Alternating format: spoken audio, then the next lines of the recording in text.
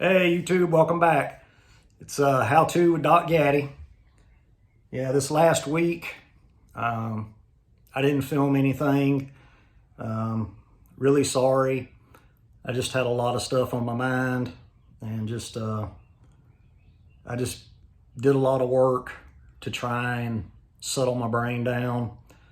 A lot of things going on in my life and everything.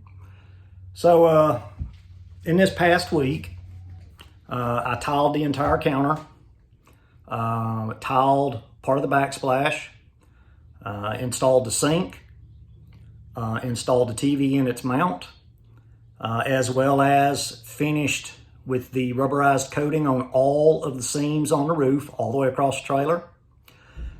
And just got done with the first coat of white elastomeric roof coating. Mostly it's used on mobile homes that have the metal roofs. You're supposed to do it every couple of years just to keep the metal intact. Well, the roof on this trailer was bare aluminum and I didn't want it to, get hot and whatnot. So I'm putting this elastomeric coating on it, and it's supposed to cut roof temperatures, help seal, blah, all the stuff it says it'll do. So what I'm gonna do here in a few minutes is I'll give you a walkthrough of the things that I've gotten done this week. And I'm getting ready to head out. I'm planning on leaving next Friday or Saturday, headed up to Fort Leavenworth. Just all depends on weather and how everything shakes out. But here in a few minutes, I'll bring you back and I'll show you what I got done for the week. Talk to you in a minute. All right, YouTube, as promised, I brought you back. So first thing I'm gonna show you is the kitchen counter. We got part of the mess that's on it. I'm using it as a workstation. But as you can see, very first time ever laying down the herringbone pattern and nailed it.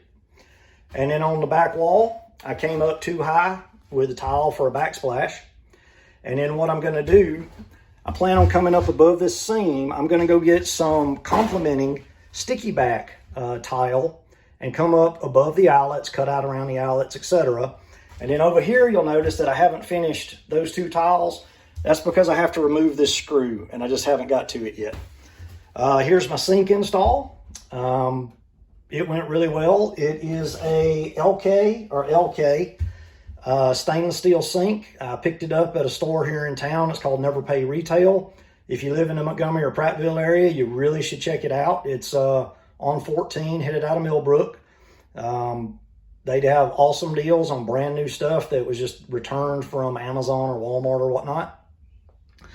All of the power outlets have covers on them.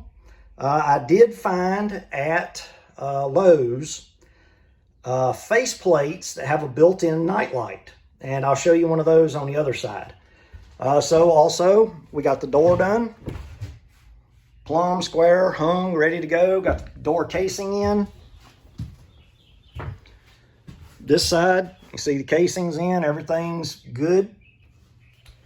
You'll notice on the wall, after I painted it, I went back and spackled all the nail holes, or the screw holes. That was because I had to take this board down to chase an electrical issue. For some reason, no matter what I did, I had no power on these outlets over here, but on the other side, I had power. Come to find out that the main breaker, this breaker supplies the upper lug, which picks up this breaker, which is the opposite side. This breaker supplies the lower lug, which provides power to this one and this one. This one is not used, but this one controlled the lights or the outlets on this side. So after chasing my tail, removing the wall, etc., I discovered that this breaker in this tandem set was bad. Put in a new breaker, everything came on. So in doing that, I had to take the wall down, which meant I had to remove the spackle that was over the screws to take the wall down, blah, blah, blah, blah, blah. So I'm gonna be painting again. Now, as I was talking about at Lowe's, it looks like a regular outlet. However, right here is a darkness sensor, and under here is an entire LED light. So I'm gonna put one on each side. Big strong army guy, I'm scared of the dark, so Don't want the boogeyman to get me. I've got my TV hung up. I also have reinforced the wall back here. This is where a piano hinge is going to go across, and my kitchen table is going to flip up and flip down when not in use. Hooked to this TV, there will be a Amazon Fire Stick as well as a Apple Mac computer, and I'll use the TV as the monitor. Now, as far as the roof coating, this is the material that I'm coating the roof with. Solarflex Elastomeric roof coating. This is what it looks like. It's just super, super thick stuff. It goes on with a 3/4 nap roller. That way it puts down a real heavy coat. It's supposed to only take 2 coats, but I'm just going to use the whole bucket up and put as much on it as I can. So what I'm doing right now is I just got done coating it. For the first coat, take you up on the roof so you can see it. So this is what it looks like first coat. As you can see, there's still some spots you can kind of see through, etc. And that's what the second coat covers up. The second coat goes on approximately an hour after the first coat, and you're supposed to put it on in a cross pattern. So for this first coat, I put it on in a side-to-side pattern. For the second coat, I'm going to go front to back. I've got a pole that stretches out to 12 feet, so I should be able to reach it. But if I can't, then I'm just going to do the best I can and probably go diagonally. So the other cool thing about this product, as you can see here, it was originally $84. Well, I managed to get it for $20. Anytime you can do something like that, you pick it up. So what I'll do is after I put on the second coat, I'll bring you back and I'll show y'all what that looks like. Talk to y'all after a while. All right, YouTube, how to with Doc Yaddy. So I've gotten 2 full coats of the roof coating put on, and I must say it looks pretty daggone good. Just like pretty much everything I do.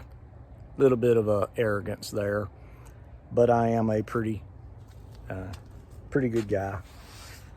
But what we did is we went around and put 2 full coats on with a 3/4 inch nap roller.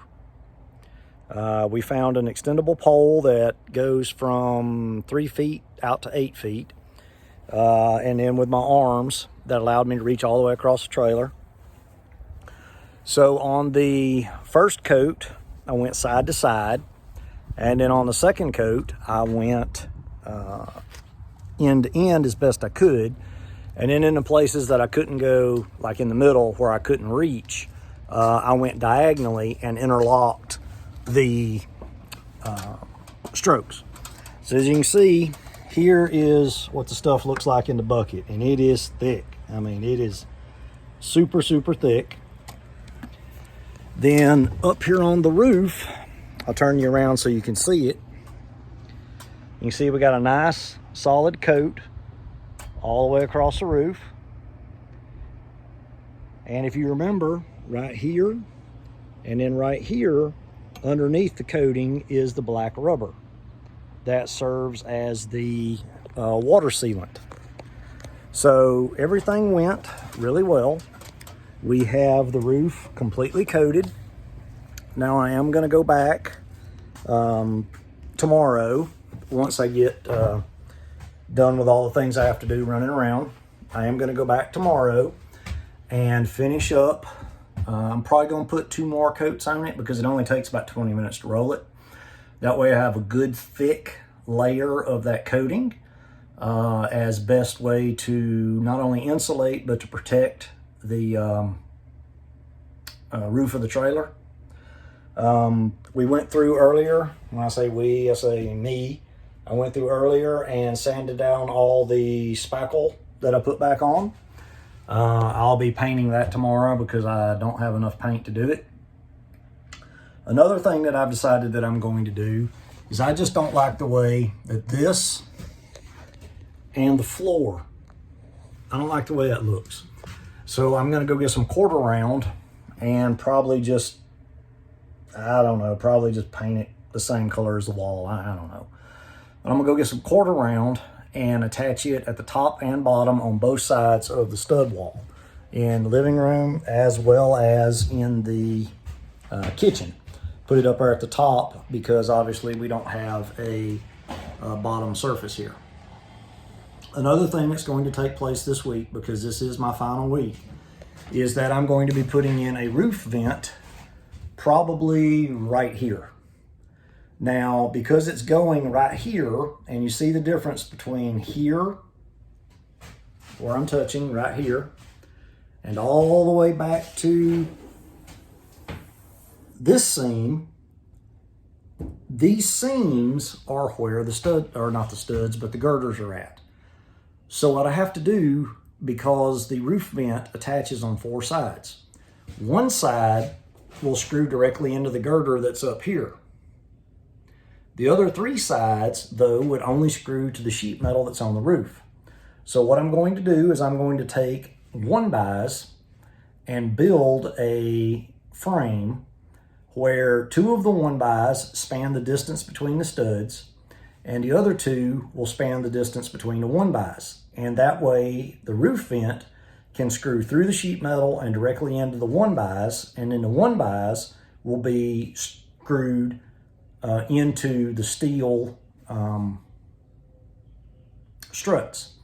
I'll also take some construction adhesive and put that on the top side of the 1-bys so that it adheres the skin of the roof to the 1-bys and just serves to make it a little bit more firm. The other thing that I'm going to do is, since I'm taking down the roof in this one panel, I'll go ahead and insulate the roof in that spot. That way in the future, it's already done and I don't have to go back and do it again. But other than that, I really appreciate y'all watching. As always, like, subscribe, send it to your friends that may be thinking about doing this. And as usual, I appreciate everybody watching, and I hope y'all have a absolutely wonderful weekend. And we all relish in Alabama whipping up on Mississippi yesterday. So y'all have a great day. Roll Tide.